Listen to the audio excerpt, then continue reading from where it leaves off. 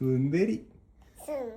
Hello friends, ഇന്നലത്തെ വീഡിയോയിൽ വാവക്കുട്ടന്റെ പുതിയ ഹെയർ സ്റ്റൈൽ കണ്ടിട്ട് കുറെ പേര് ചോദിച്ചു ആരാ ഈ മുടി കെട്ടിയെന്ന്. അപ്പൊ ഞാനാന്ന് പറഞ്ഞപ്പോഴത്തേക്കും അങ്ങോട്ട് വിശ്വസിക്കാൻ പലർക്കും ഒരു മടി. അതെന്താ, ഞങ്ങൾ അച്ഛന്മാർ ചെയ്താൽ അത് ശരിയാവത്തില്ലേ? ഗൈസ്, ഇത് നമ്മൾ അപ്പന്മാർക്ക് വേണ്ടിയിട്ടാണ്. നിങ്ങൾ ഒരിക്കലും ഇട്ട് കൊടുക്കരുത്. നിങ്ങൾ നിങ്ങളുടെ കുട്ടിയുടെ ഹെയർ ഇതുപോലെ ടൈ ചെയ്തിട്ട് ഒരു വീഡിയോ എടുത്ത് അത് എന്നെ മെൻഷൻ ചെയ്യുക, ഒരു ചലഞ്ചായിട്ട് എടുത്താൽ മതി കേട്ടോ. ഈ അമ്മമാരൊക്കെ അതൊന്നും കാണട്ടെ, നമ്മളെ കൊണ്ട് ഇതൊക്കെ ആവുമെന്നുള്ളത്. എനിവേ, സ്റ്റോറി മെൻഷൻ ചെയ്യാൻ മറക്കണ്ട. വീട്ടിലെത്തി ഇന്ന് വേറെ ഷൂട്ടോ കാര്യങ്ങളൊന്നും ഇല്ലായിരുന്നു. ഞാൻ കുറച്ച് ക്ലീനിങ്ങും പരിപാടിയും കുക്കിംഗ് ഒക്കെ അങ്ങോട്ട് കൂടി. ഇടയ്ക്ക് നമുക്ക് എല്ലാവർക്കും വേണം ഇതുപോലൊരു ദിവസം, ഒരു പീസ്ഫുൾ ഡേ. പീസ്ഫുൾ എന്ന് ഉദ്ദേശിച്ച് ചുമ്മാ പൊതച്ചുമുടി കിടന്ന് ഉറങ്ങുന്നതല്ല കേട്ടോ, അതും വേറൊരു വൈബാണ്. എന്തായാലും ഫുഡ് കഴിച്ച് നൈസിനൊരു ഉറക്കമൊക്കെ പാസ്സാക്കി ഞാൻ നേരെ ജിമ്മിലേക്ക് വിട്ടു. അത് കഴിഞ്ഞ് വാവക്കുട്ടനെ പിക്ക് ചെയ്ത് വീട്ടിലെത്തി.